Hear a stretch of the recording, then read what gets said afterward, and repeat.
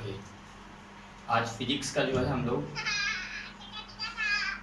बहुत अच्छा चैप्टर जिसको हम लोग कैपेसिटर के नाम से जानते हैं, इसके बारे में पढ़ते हैं। इसको हिंदी में बोलते हैं संधारित्र। ठीक है, क्लास 12th का ये चैप्टर पढ़ेंगे और समझते हैं कि संधारित्र होता क्या है। तो पहले संधारित्र की परिभाषा एकदम जो है लो से चलेंगे और कैपेसिटर के एकदम हाई तक पहुंचेंगे। ठीक है, और अभी तो 12th में आपके कोर्स में थोड़ा सा कैपेसिटर कम कर दिया गया है, लेकिन इंजीनियरिंग लाइन में कैपेसिटर से बहुत अच्छे क्वेश्चन और बहुत अच्छा टॉपिक जो है बना करके क्वेश्चन पूछा जाता है। इंटर में 2-3 क्वेश्चन कैपेसिटर से मिल सकते हैं। तो आज जो है हम लोग पढ़ते हैं कि कैपेसिटर पहले होता क्या है। तो संधारित्र जो है एक ऐसी युक्ति होती है जो अपने अंदर जो है आवेश को संचित कर सकती है। संचित करने का मतलब ये होता है कि वो उसे स्टोर कर सकती है। ठीक है, तो संधारित्र लिख सकते हैं ऐसा कि संधारित्र एक ऐसी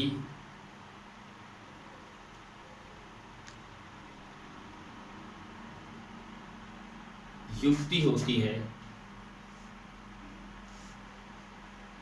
जो अपने आकार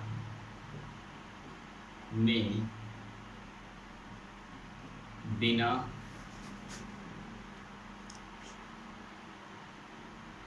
परिवर्तन के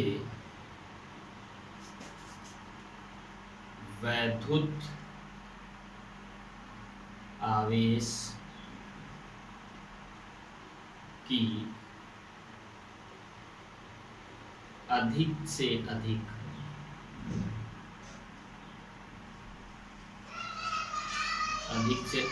मात्रा को संचित कर सकती है, मतलब स्टोर कर सकती है। ठीक है, तो ये थी डिफिनेशन कि संधारित्र क्या होती है। तो संधारित्र एक ऐसी डिवाइस है जो अपने आकार में बिना परिवर्तन के वैद्युत आवेश, यहाँ पे जो वैद्युत आवेश नाम आ रहा है, वैद्युत आवेश इट मीन्स वैद्युत ऊर्जा। ठीक है, तो वैद्युत ऊर्जा को ये क्या कर सकती है, अपने अंदर स्टोर कर सकती है।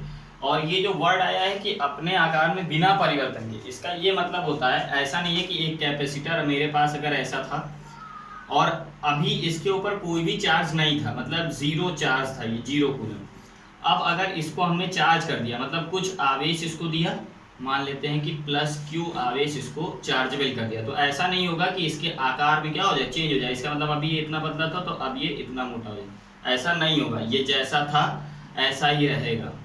तो बिना अपने आकार में परिवर्तन किए वैद्युत ऊर्जा की अधिक से अधिक मात्रा को संचित कर सकते हैं। ठीक है, तो संधारित्र अगर डिफिनेशन लिखने को आई, वैसे तो डिफिनेशन लिखने को आती नहीं है, अगर संधारित्र की परिभाषा देखें तो ऐसा ही लिख सकते हैं। ठीक है, उसके बाद संधारित्र की बात होता क्या है ये तो समझ लें। अब ये जो बोला जा रहा है कि वैद्युत आवेश को ये संचित कर सकता है, तो कौन सा कैपेसिटर कितनी वैद्युत आवेश को संचित कर सकता है और उसकी कैपेसिटी कितनी होगी, तो इसको समझने के लिए आगे चलते हैं। तो दूसरी हेडिंग जो है वो हम लोग समझेंगे कि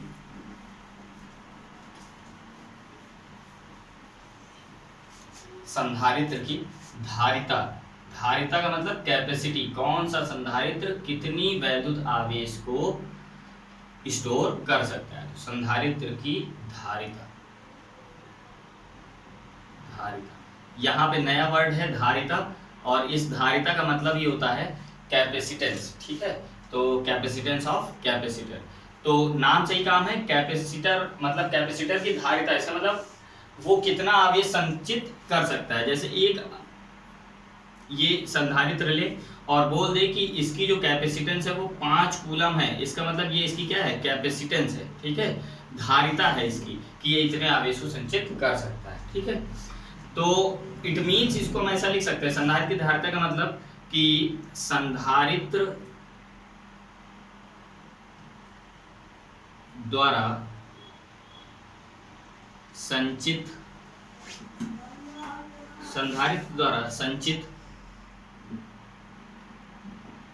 आवेश की मात्रा को ही संधारित्र की धारिता कहते हैं। संधारित्र की धारिता कहते हैं। ठीक है, तो वही चीज लिखा हुआ कि अगर आपसे कोई नॉर्मली पूछता है तो आप केवल इतना ही बता सकते हो कि संधारित्र द्वारा संचित, मतलब वो कोई भी कैपेसिटर कितना आवेश संचित कर सकता है, वही उसकी क्या हो जाएगी, धारिता हो जाएगी। तो संधारित्र द्वारा संचित आवेश की मात्रा, मैक्सिमम कितना वो आवेश संचित कर सकता है, वही उसकी धारिता, कैपेसिटेंस। जैसे हम लोग कैपेसिटी होती है ना कि मैं इतना खा सकता हूँ या इतना लिख सकता हूँ 4 घंटे लिख, तो ये मेरी क्या है, कैपेसिटी है। उसी तरीके संधारित्र की कैपेसिटी क्या है कि कितना आवेश वो संचित कर सकता है। ठीक है, ये तो नॉर्मली तरीके से बता दिया गया, लेकिन बात आई कि किसी भी संधारित्र की कैपेसिटेंस होगी कितनी और कैसा, अगर संधारित्र है तो उसकी कैपेसिटेंस कितनी होगी, तो उसके लिए मैथमेटिकली तरीके से क्या बताया गया है कि अगर मैथमेटिकली तरीके से हम लोग प्रूफ करें कि संधारित्र की जो धारिता है वो कितनी होगी, तो होता क्या है कि संधारित्र,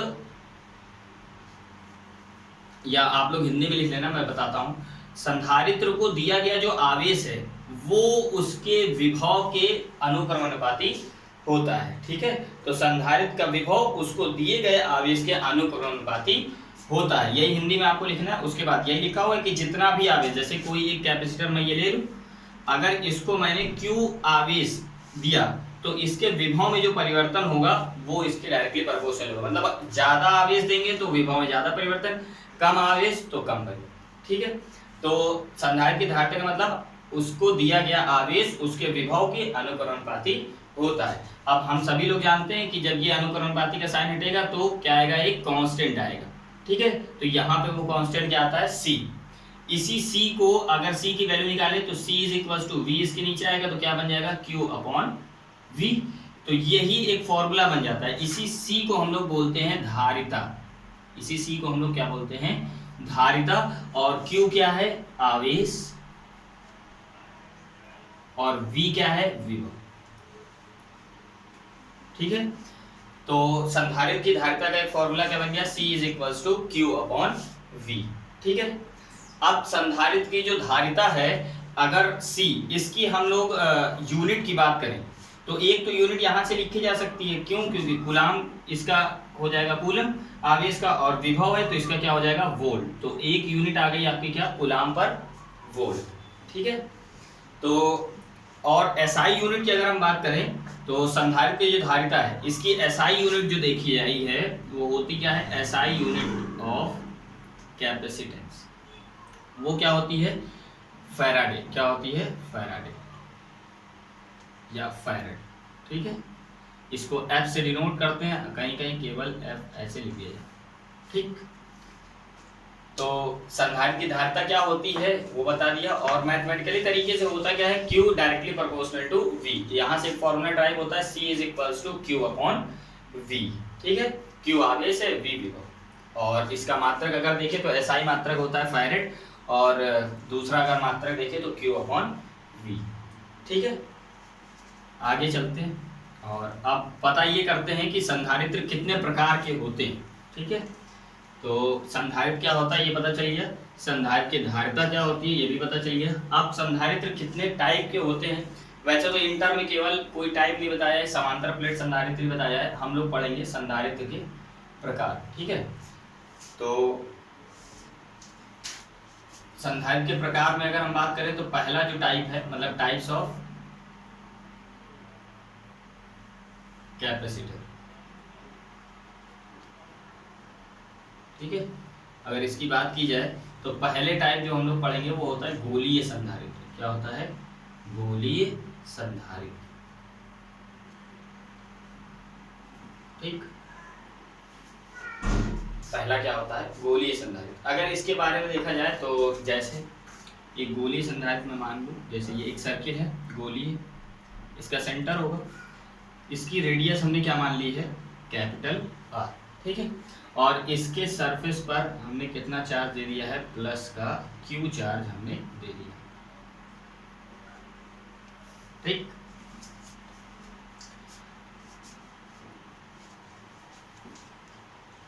ठीक है, तो गोलीय संधारित्र बन गया। अगर इसकी बात की जाए तो जैसे अभी हम लोगों ने पढ़ा है कि जो C होता है इसका फॉर्मूला क्या होगा, C is equals to Q upon V, ये अभी पढ़ के आ रहे हैं।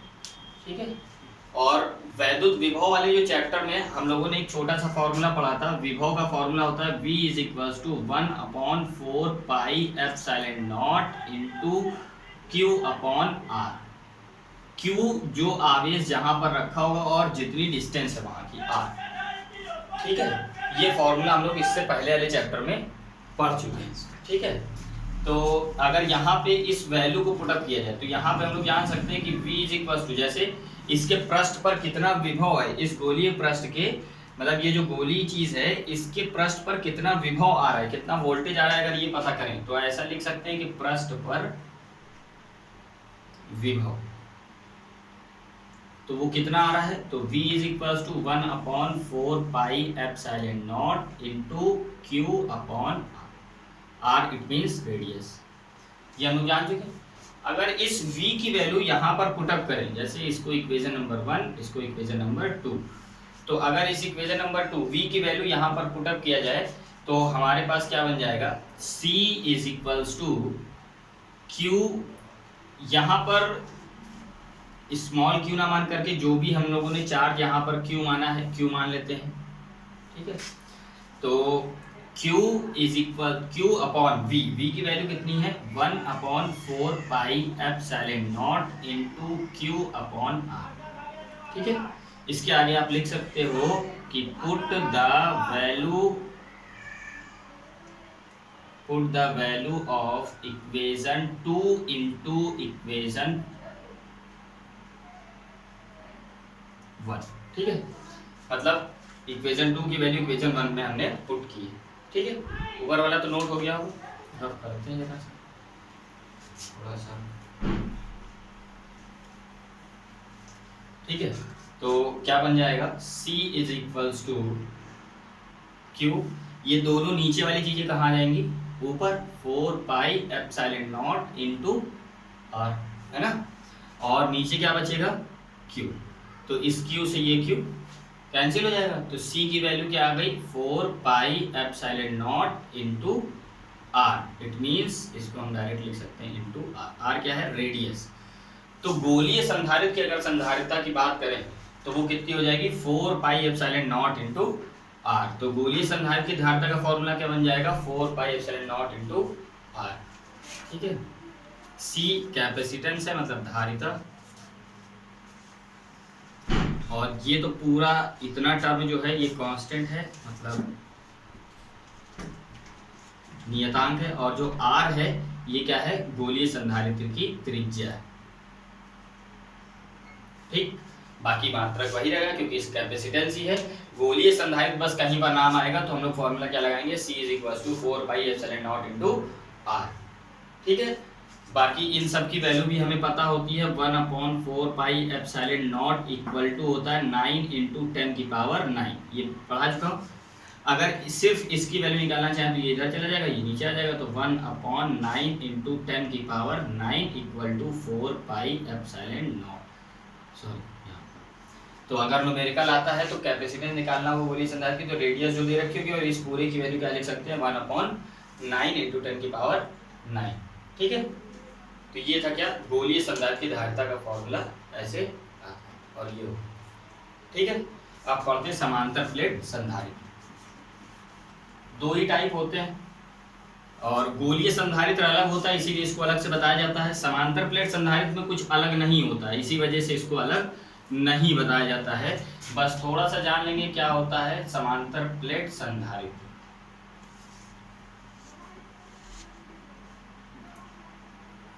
और आपके इंटर के सिलेबस में गोलीय संधारित्र के बारे में कोई जानकारी एनसीईआरटी में नहीं दी गई, केवल समांतर प्लेट संधारित्र बताया गया है, और यही सबसे ज़्यादा यूज भी होता है इसीलिए इसको ही ज़्यादा रेफर किया जाता है। ठीक है, तो होता क्या है समांतर प्लेट संधारित्र, समांतर प्लेट, इसमें इसका मतलब क्या होता है कि दो प्लेटें होंगी। ठीक है,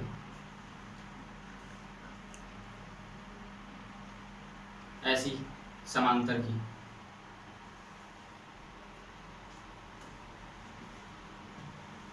ऐसे, ठीक है। तो इसका मतलब क्या है, समांतर प्लेट मतलब दो समांतर प्लेटें हैं और इस पर प्लस क्यू आवेश होगा तो इस पर माइनस क्यू होगा। अगर इनके बीच की जो डिस्टेंस है ये मैंने क्या मान लिया डी, और इनका जो क्षेत्रफल है प्लेट का वो हमने क्या मान लिया ए, ठीक है।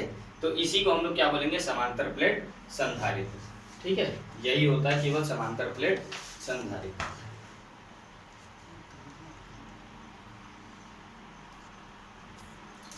तो समांतर प्लेट संधारित्र, ये इंक खत्म हो गई थी क्या, तो फिर से लिख लो, ठीक है, दिखाई दे रहा है, ठीक।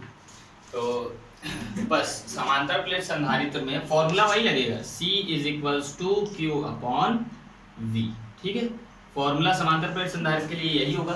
बस फर्क क्या होता है, समांतर प्लेट सबसे ज्यादा यूज यही होता है, लेकिन इसकी सबसे मेन और खास बात और कंडीशन क्या है कि इसमें अगर इस प्लेट का एरिया A1 मान लें और इस प्लेट का एरिया A2 क्षेत्रफल, तो ये जो एरिया होता है मतलब A1 बराबर A2 होना चाहिए। दोनों समांतर जो प्लेटें हैं वो एकदम बराबर होनी चाहिए, उनका क्षेत्रफल क्या होना चाहिए, बराबर होना चाहिए।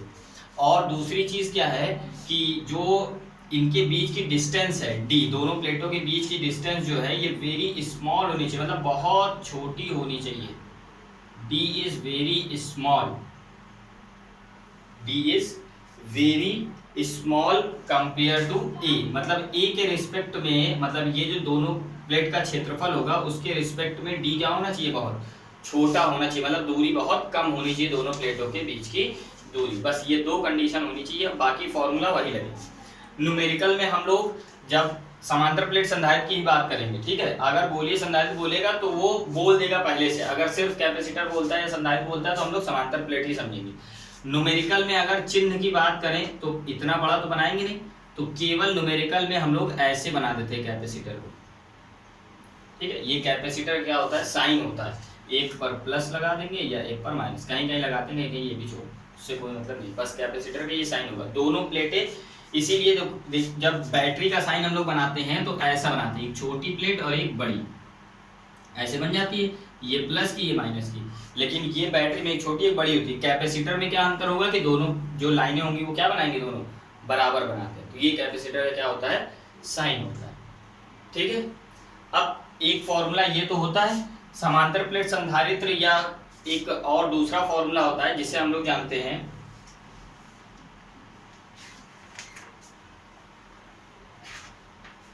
ठीक है। एक कैपेसिटेंस का दूसरा फॉर्मूला होता है C = A/0/D। मतलब ये हुआ कि समांतर प्लेट संधारित्र में क्षेत्रफल आता है प्लेट का A और डिस्टेंस आती है दोनों के बीच की D। तो इसके मतलब समांतर प्लेट संधारित्र की अगर कैपेसिटेंस निकालनी हो तो क्या इससे, जैसे हमने बताया ना, एक कंडीशन ये है और एक कंडीशन ये है कि दोनों का क्षेत्रफल बराबर हो, बीच की दूरी बहुत कम होनी चाहिए। तो बीच की दूरी बहुत ज़्यादा कर दें या कम कर दें, या क्षेत्रफल प्लेटों का अलग अलग कर दें या सेम कर दें, तो उसके रिस्पेक्ट में कैपेसिटेंस पर क्या प्रभाव पड़ेगा, उसके लिए फॉर्मूला होता है। मतलब उसके टर्म में, किसके टर्म में, जो समांतर प्लेट संधारित्र का क्षेत्रफल है और जो बीच की दूरी है D, इसके टर्म में भी एक कैपेसिटेंस का फॉर्मूला क्या होता है, A/0/D। ये कैसे आता है, इसको प्रूफ करना पड़ेगा, ठीक है। तो इसको प्रूफ करते हैं, ठीक है। तो दूसरी हेडिंग डालते हैं। तो दो तरीके का संधारित्र थे, एक गोलीय और एक समांतर प्लेट संधारित्र। तो गोलीय संधारित्र वाला तो हो गया। समांतर प्लेट संधारित्र की धारिता, तो डायरेक्ट हम क्या हेडिंग डाल सकते हैं कि संधारित्र की धारिता के लिए व्यंजक। अब यहाँ पर ना तो गोलीय संधारित्र बोला है और ना ही समांतर प्लेट संधारित्र, तो हम लोग क्या समझेंगे, समांतर प्लेट संधारित्र। जब गोलीय संधारित्र बोलेगा तभी वो समझेंगे, नहीं तो हमेशा क्या समझेंगे, समांतर प्लेट संधारित्र, ठीक है। बात समझ में आई। यहाँ से इस प्रूविंग करने से एक और बहुत खास बात, जो नोट पॉइंट होता है, अगर आप लोग लिखना चाहें तो लिख सकते हैं। एक सबसे बड़ी बात क्या पता चलेगी कि संधारित्र का जो मान होता है, मतलब संधारित्र की जो धारिता होती है, इसका जो मान होगा, मतलब इसकी जो वैल्यू होती है, ये उसके विभव पर डिपेंड ही नहीं करती है, ठीक है। मतलब संधारित्र की जो धारिता होती है वो उस संधारित्र, जैसे ये एक संधारित्र है, ठीक है, तो इसकी जो भी कैपेसिटेंस होगी, मतलब जो भी धारिता होगी, वो इसके विभवांतर और इसका जो आवेश है इस पर निर्भर ही नहीं करती। जबकि अभी हम लोगों ने क्या पढ़ा है कि C is equals to Q upon V। V मतलब विभव, विभव मतलब विभवांतर, और आवेश मतलब ये इसी पर तो डिपेंड करता है, क्योंकि अभी हम लोगों ने पढ़ा Q directly proportional to V। लेकिन अभी समांतर प्लेट संधारित्र में जब ये वाला व्यंजक प्रूफ करेंगे तो इससे ये भी प्रूफ हो जाएगा कि जो धारिता होती है समांतर प्लेट संधारित्र की, ये उसके आवेश और उसके विभवांतर पर निर्भर नहीं करती है। अगर इसको आप लोग लिखना चाहें लाइन तो लिख सकते हैं। क्या लिख सकते हैं कि संधारित्र की धारिता, संधारित्र की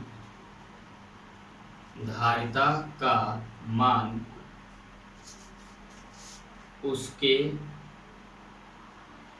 आवेश और विभवांतर पर निर्भर क्या नहीं करता है, निर्भर नहीं करता।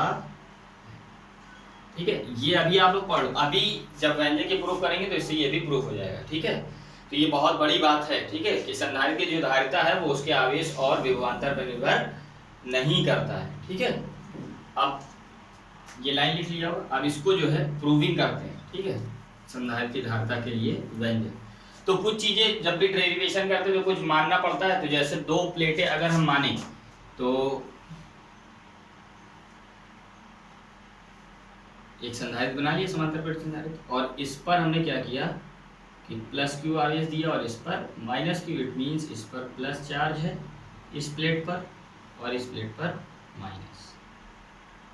ठीक, और दोनों का एरिया तो बराबर होगा। तो यही सारी चीजें यहाँ पर लिखनी होंगी। क्या कुछ चीजें वही कि माना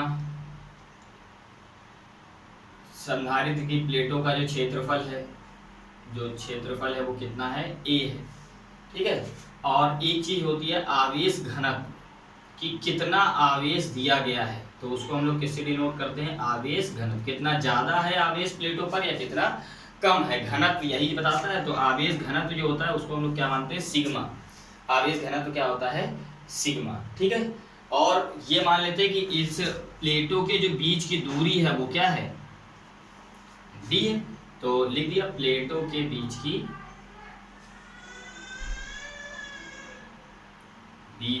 दूरी, ये कितनी है, A सॉरी D, क्षेत्रफल। समझ में आ रहा है।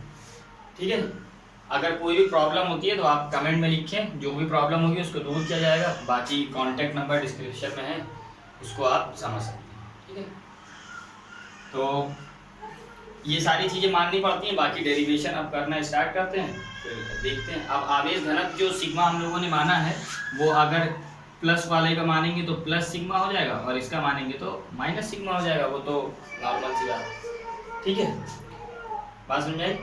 तो निकालेंगे कैसे संधारित्र की, ये तो लिख लिया होगा। आप देखते हैं तो वही चीज हमने क्या किया कि बीच में एक टेस्टिंग आवेश रख दिया दोनों प्लेटों के बीच में, जिसको हम लोग क्या बोलते हैं, Q0। इसे टेस्टिंग आवेश बोलते हैं। ये प्लस Q होता है, हमेशा इस पर पॉजिटिव चार्ज होता है। ठीक है, इस पर कुल कितना वैद्युत बल काम कर रहा है, इसका मतलब इस पर कितना वैद्युत क्षेत्र आ रहा है, इस वैद्युत मतलब इस परीक्षण आवेश पर, ये चेक करते हैं। ठीक है, तो कुछ चीजें जैसे कुछ फॉर्मूले हैं जो पिछले चैप्टर में पढ़ा चुके हैं। जैसे आपको ये पता होना चाहिए कि वैद्युत क्षेत्र का जो फॉर्मूला होता है वो E, और E इज इक्वल्स टू क्या होता है, सिग्मा अपॉन 2 एप्सिलॉन नॉट। ठीक है, ये वैद्युत क्षेत्र का फॉर्मूला, ये इससे पहले चैप्टर में हम लोग पढ़े, सिग्मा अपॉन 2 एप्सिलॉन नॉट। दूसरा, ये जो आवेश घनत्व Q होता है, इसका फॉर्मूला होता है Q अपॉन A। क्या होता है, Q अपॉन A, मतलब कितना आवेश कितने क्षेत्रफल पर कितना आवेश है। ये दोनों फॉर्मूले आपको पता होने चाहिए। ठीक है, एक छोटा सा फॉर्मूला जो होता है विभव का, ये भी हम लोगों ने पढ़ रखा है। जैसे ये जो वैद्युत क्षेत्र होता है, इसका एक और फॉर्मूला होता है, E is equals to del V upon D। तो अगर यहाँ से विभव में परिवर्तन अगर देखें तो इसका इससे मल्टीप्लाई होगा, तो फॉर्मूला क्या आ जाएगा, E इंटू D। ठीक है, ये फॉर्मूलेज आपको क्या होना चाहिए, पहले इससे पहले चैप्टर में तो ये पता होना चाहिए। ठीक है। अब हम लोग देखते हैं, तो संधारित्र की प्लेटों के बीच में अगर ये जो परीक्षण आवेश रखा गया है इस पर कितना वैद्युत क्षेत्र काम करेगा ये निकालें। तो संधारित्र की प्लेटों के भीतर वैद्युत क्षेत्र, यही हमको पता करना था। इसी वजह से हम लोगों ने क्या किया, एक परीक्षण आवेश रख दिया। जहां भी वैद्युत क्षेत्र निकालना होता है वहां पे हम लोग क्या रख देते हैं, परीक्षण आवेश रख देते हैं। अब यहाँ पर अगर हम देखें तो कैसे निकालेंगे, देखो जैसे ये जो प्लस वाली प्लेट है ये इस परीक्षण आवेश में पॉजिटिव है और ये प्लेट भी क्या है, पॉजिटिव है। तो जब पॉजिटिव पॉजिटिव हो जाएगा तो वैद्युत क्षेत्र रिपल करेगा, तो इसके लिए इधर होगा, तो इसको हमने मान लिया E1, मतलब ये इसको दूर भेजेगा, रिपल करेगा। और ये है निगेटिव और ये परीक्षण आवेश कैसा है, पॉजिटिव। तो अब ये भी इसको क्या करेगा, इधर ही खींचेगा, मतलब ये इसको इधर खींचेगा, तो ये भी इसको क्या कर दिया, इधर खींच दिया। इसको हमने मान लिया E2। तो दोनों वैद्युत क्षेत्र की जो दिशा है वो किधर है, सेम डायरेक्शन में है। इस वजह से टोटल अगर इस पे कितना परीक्षण आवेश आ रहा है, मतलब टोटल कितना वैद्युत क्षेत्र है अगर ये निकालना हो, तो इसका मतलब E नेट टोटल कितना वैद्युत क्षेत्र काम करेगा। तो ये एक सदिश राशि, इसीलिए दोनों की डायरेक्शन सेम है, तो दोनों क्या हो जाएंगे, जुड़ जाएंगे। तो E net is equal to E1 plus E2। अब अगर इसको रखा जाए तो E का फॉर्मूला क्या है, देखो E का हम क्या लिख सकते हैं, सिग्मा अपॉन 2 एप्सिलॉन नॉट, फिर plus sigma upon 2 epsilon not. अब दोनों को अगर सॉल्व करें तो 2 एप्सिलॉन नॉट आ जाएगा और सिग्मा प्लस सिग्मा, तो ये कितना हो जाएगा 2 सिग्मा और नीचे 2 एप्सिलॉन नॉट। 2 से 2 कैंसिल हो जाएगा, तो E नेट की वैल्यू क्या आ जाएगी, देखो E net is equals to कितना आ जाएगा, सिग्मा अपॉन एप्सिलॉन नॉट। यह है। अब हम लोग पहले से जानते हैं, देखो Q क्या बोलते हैं सिग्मा है, इस सिग्मा की वैल्यू क्या हो सकती है, Q अपॉन A, कितना आवेश कितने क्षेत्रफल पर है। तो अगर इस सिग्मा की वैल्यू रख दिया जाए यहाँ पर, तो E इज इक्वल्स टू क्या आ जाएगा, E net is equals to sigma की जगह पे क्या रख देते हैं, Q upon A epsilon not, इतना बन गया। ठीक है, बात समझ आई। अब हमको निकालना क्या था, कैपेसिटेंस आएगी कैसे, जब कहीं पर V आएगा। तो V अगर हम निकालना चाहते हैं, ऊपर वाला रफ करते हैं, ठीक है। तो देखिए E net is equals to आ चुका है Q upon A epsilon nought. ठीक है, तो अब यहाँ पे E इज इक्वल्स टू आप क्या लिख सकते हो, V अपॉन D, और V इज इक्वल्स टू क्या लिख सकते हो, E इंटू D। तो यहाँ पर अगर V की वैल्यू निकालना चाहें तो del V is equals to क्या लिख सकते हो, E into D, E into D लिख सकते हैं। अब E इसको अगर इक्वेशन नंबर 1 मान लें और ये इक्वेशन नंबर 2, वैद्युत विभव जो होगा इतना ही होगा। अब इस E की वैल्यू क्या कर दें, यहाँ पर पुट कर दें, तो E की जगह पर हम क्या लिखेंगे, Q upon A epsilon not into क्या होगा D। ठीक है, इस E की जगह पे ये पूरा लिख दिया, Q और A epsilon not into D, जैसा था वैसे ही। ठीक है, अब देखो ये बन गया डेल V। ठीक है, अब हम लोग जानते हैं पहले से कि C इज इक्वल्स टू क्या होता है, Q अपॉन V। तो Q अपॉन V अगर बनाना हो हमको तो इसको ऊपर भेज देते हैं, तो क्या बनेगा, देखिए नीचे वाला रफ करते हैं, देखो V और या ऐसा करते देखो, ये A एप्सिलॉन नॉट इसको इधर ले आते हैं तो मल्टीप्लिकेशन में आएगा, और Q ऐसे ही रहने दो, ये V कहाँ ले जाओ, नीचे, और ये जो D मल्टीप्लाई में था यहाँ पे क्या आ जाएगा, डिवाइड में, तो A epsilon not upon D। अब C का फॉर्मूला क्या होता है, Q अपॉन V। तो अगर रखें तो इस Q अपॉन V की जगह पे क्या लिख सकते हैं, C। तो C इज इक्वल टू क्या आ जाएगा, A epsilon not upon D, और इधर क्या बन गया C, और C क्या है, कैपेसिटेंस है। तो कैपेसिटेंस का फॉर्मूला क्या आ जाएगा, C is equal to A epsilon not upon D। ठीक है, तो यहाँ पर ये जो A क्या है, क्षेत्रफल है, किसका, प्लेटों का क्षेत्रफल। ए एप्सिलॉन नॉट जो है वो वैद्युतशीलता है, कांस्टेंट टर्म है, ठीक है, वैद्युतशीलता। और जो डी है ये क्या है, दूरी है, किसके, प्लेटों के बीच की दूरी, ठीक है। तो यहाँ पर कैपेसिटेंस का जो फॉर्मूला आया है वो आया A epsilon not upon D. तो इसमें क्या कहीं पर V आ रहा है, मतलब विभव नहीं आ रहा है। उसके बाद अगर D की बात सॉरी क्या बोलते हैं Q की बात करें, आवेश, तो इसमें इस टर्म में कहीं Q है नहीं है। इसी वजह से वो जो लाइन हमने लिखाई थी कि धारिता का जो मान होता है वो आवेश और विभवांतर पर निर्भर नहीं करता, क्योंकि फॉर्मूले में आवेश और V इसका कोई टर्म ही नहीं आता है। तो कैपेसिटेंस किस पर डिपेंड करेगी, समांतर प्लेट संधारित्र की उसके बीच की दूरी कितनी है और उस प्लेटों का क्षेत्रफल कितना है, ठीक है। तो ये एक नया फॉर्मूला बन गया, C = A epsilon not upon D, ठीक। तो जब कभी कैपेसिटेंस निकालनी हो और क्या बोलते हैं एरिया दे रखा हो प्लेटों का, उनके बीच की दूरी दे रखी हो, तो ये फॉर्मूला लगाएं। सिंपली अगर आपको V और Q मतलब आवेश और विभव दे रखा है तो डायरेक्ट फॉर्मूला क्या हम लोग जानते हैं, C = Q अपॉन V, ये लगा करके और निकाल लें, ठीक।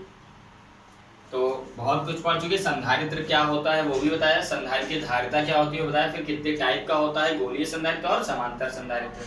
समांतर प्लेट संधारित्र का व्यंजक जो होता है A epsilon not upon D, यहाँ तक पहुंच चुके। अब अभी जैसा कि हम लोगों ने भी बताया, कॉपी पेन लेकर के नोट करते रहें, केवल वीडियो की तरीके कोई देखे मत, ठीक है। तो जैसा कि अभी हम लोगों ने जो फॉर्मूला प्रूफ किया, C = A epsilon not upon D, तो इस कैपेसिटेंस के फॉर्मूले में आ रहा है क्षेत्रफल, बीच में क्या आ रहा है, उनके प्लेटों के बीच की दूरी और वैद्युतशीलता। तो ये जो कैपेसिटेंस है ये कैसे कैसे वैरी कर सकती है, मतलब कैसे कैसे चेंज हो सकती है, किस किस चीजों पर कैपेसिटेंस जो संधारित्र की जो धारिता है वो किस किस चीज पर निर्भर करेगी, ये अगर हम बात करें तो एक हेडिंग अगर छोटी सी डालना चाहें तो डाल सकते हैं, जैसे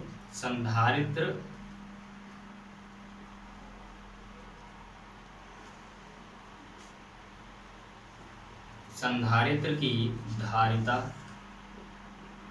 को प्रभावित करने वाले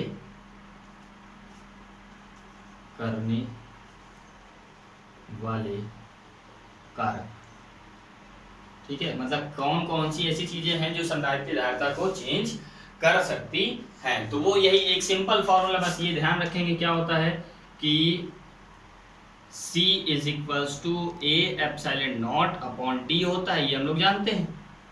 तो ये किसकी किस पर निर्भर कर रही है, देखो A आ रहा है, वैद्युतशीलता आ रही है, और D आ रहा है।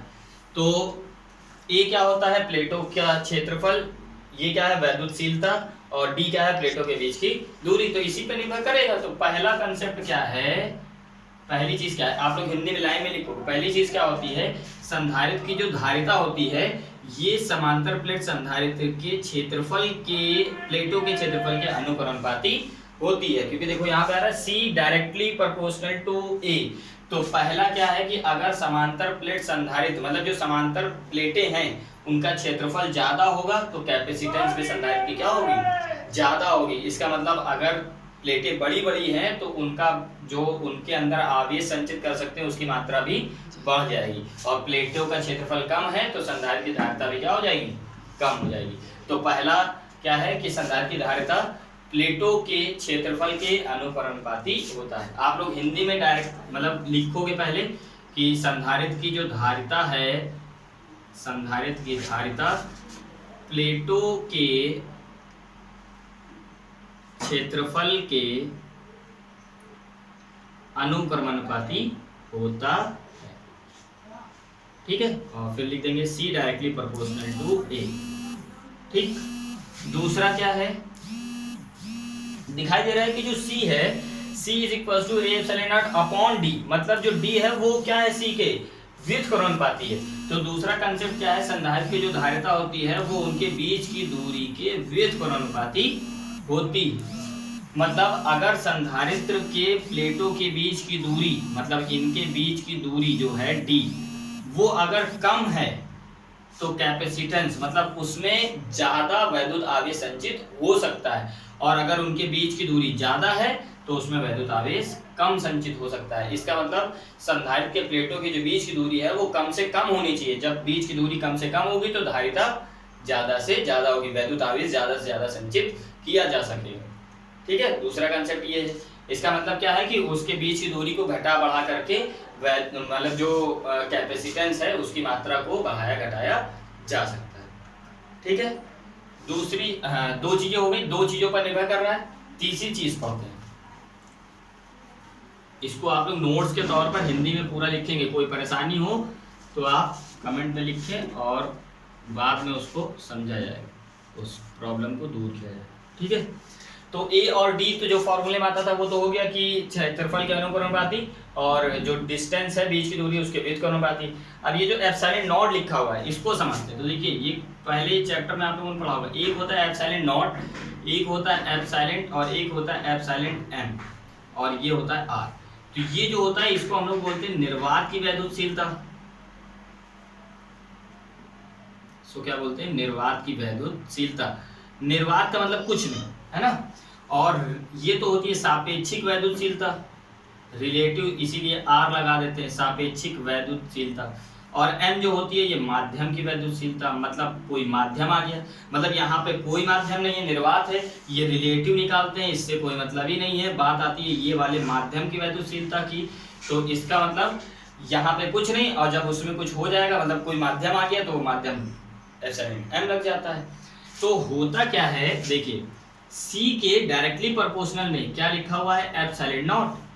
तो अभी जब एप्सिलॉन नॉट है तब इसकी वैल्यू सी होगी। अगर इसको बढ़ाना हो, मतलब ये अभी निर्वात की वैद्युतशीलता लिखी हुई है, अगर माध्यम की वैद्युतशीलता कर दे, माध्यम का मतलब आप कुछ आ गया, तो जैसे जो कैपेसिटर्स होते हैं उनके बीच में अगर कोई चीज फिल कर दी जाए, जैसे कागज है ना, और कांच वांच फिल किया जाता है, तो जो कागज जैसे फिल कर दिया तो पहले इसमें कुछ नहीं था तो इसकी वैल्यू कम होगी क्योंकि निर्वात की वैद्युतशीलता है, और माध्यम की वैद्युतशीलता कुछ ज्यादा होगी क्योंकि माध्यम अब कुछ बढ़ गया।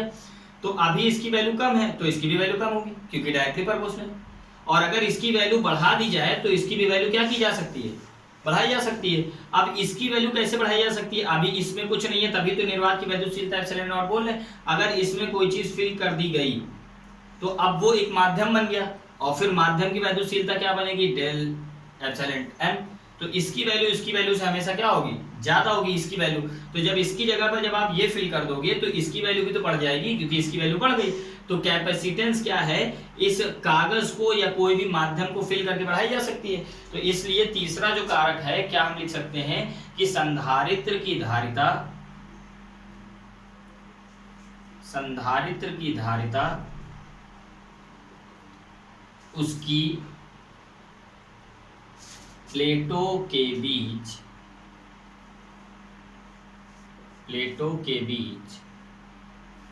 परावैद्युतांक पदार्थ भर कर बढ़ाई जा सकती है। समझ में आया?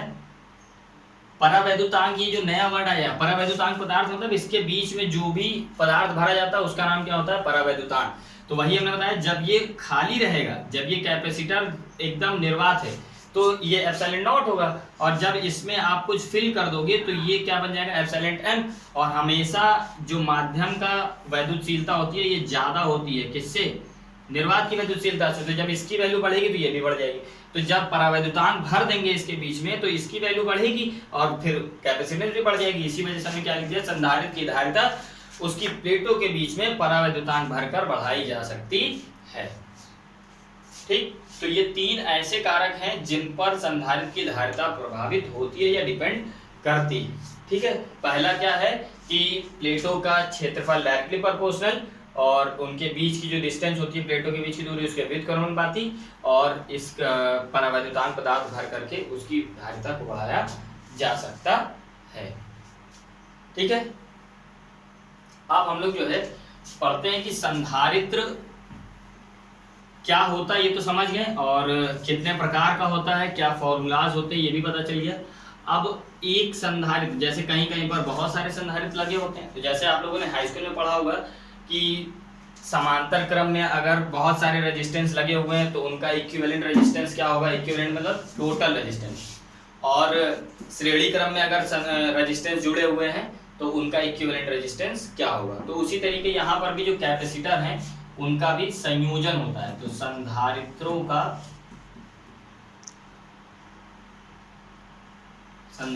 का समायोजन,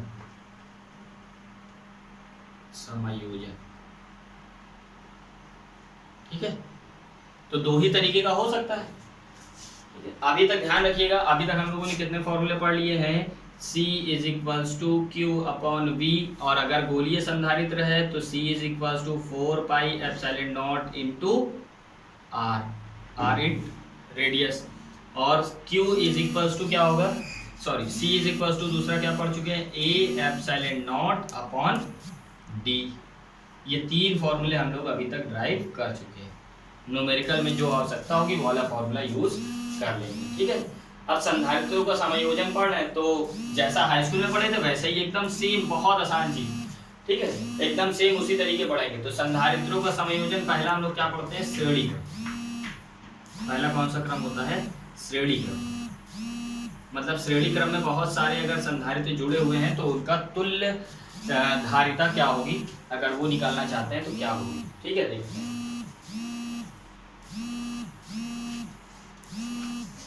ठीक है। तो समांतर क्रम संधारित्र की अगर हम बात करें तो जैसे डायग्राम बनाते हैं, देखते हैं।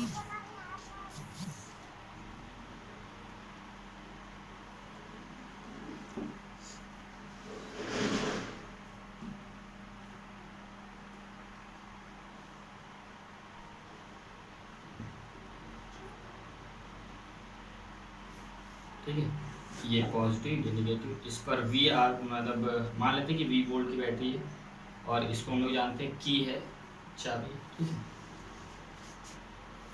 ठीक।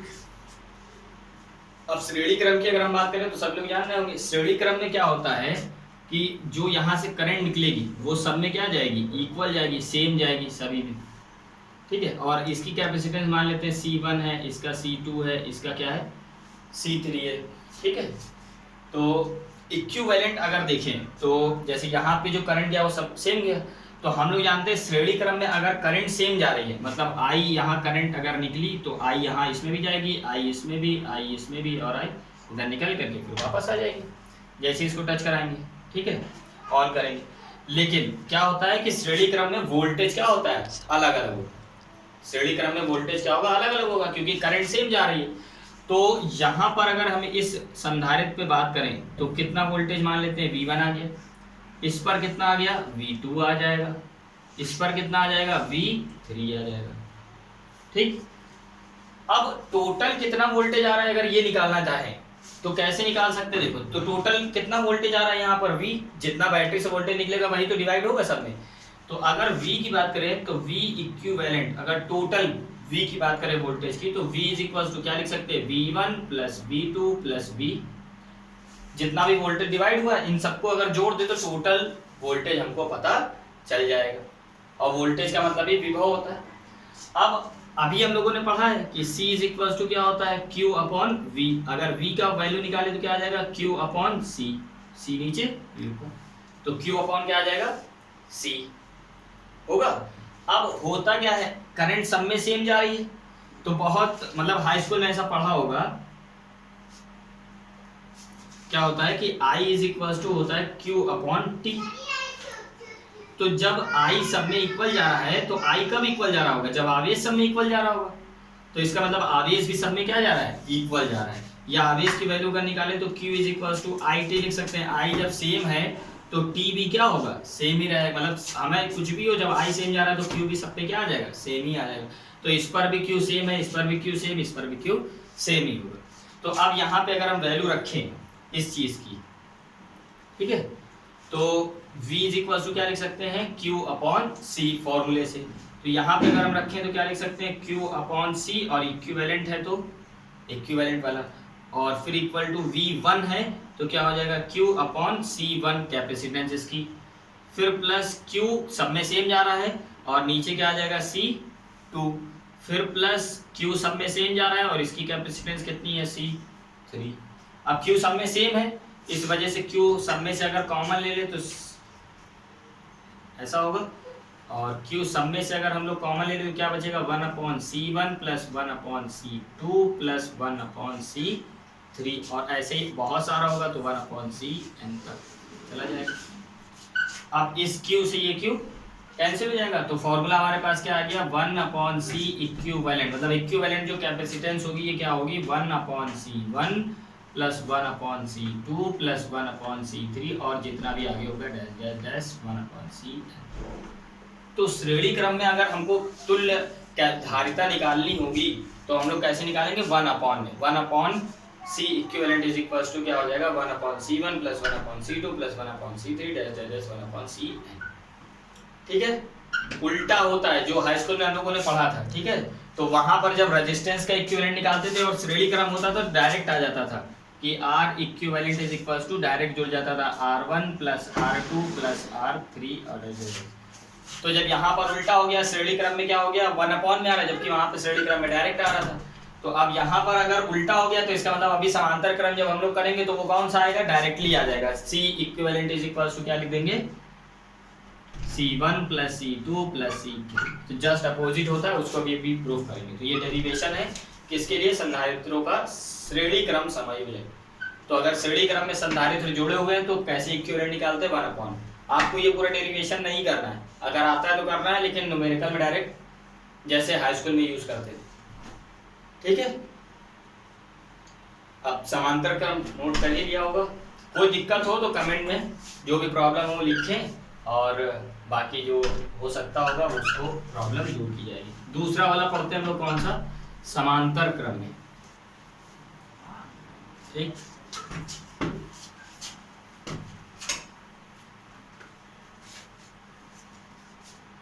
समांतर क्रम वाला पढ़ते हैं। तो दूसरा क्या होता है समांतर क्रम।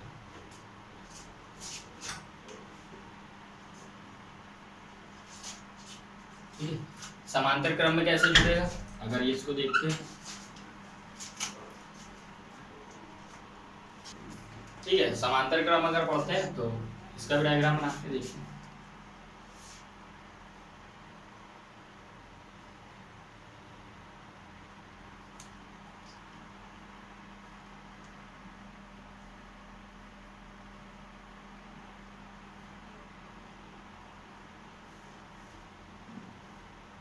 ये बैटरी, ये की है,